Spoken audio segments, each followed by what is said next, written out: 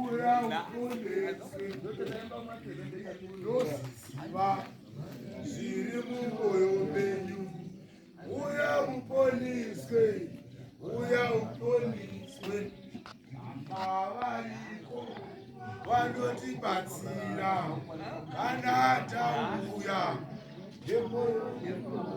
namuti habanzi amboita nhawi nanuwe totoya profite babatelwa 1 2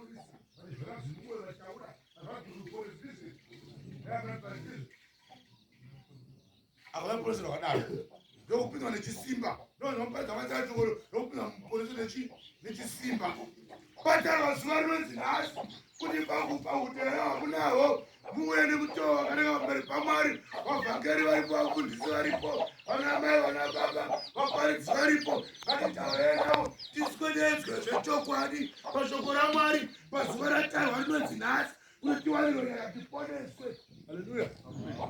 Pamwangati zuva nhasi nderegoredzo kuti zuva nhasi ndemuponesa ndauta shoko remari nambori zuva rakafanana mazuva ese vanhu zuva nhasi nderegoredzo ati zuva nhasi nderuponeso.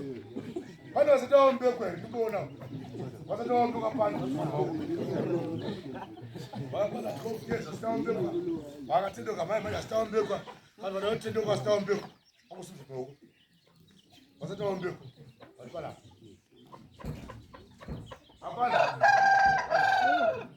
one good vakakwazatikofugeza zitaombekwa hakuna kwasikana vana amai vakachita zitaombekwa vanotendoka zonhaka zvatisezi vatorejista kuti totenda mwari kana varipo kuti vanhu ivavo vakatikoshera pashoko ramwari riri panapa kuti rivaitire zvakanaka.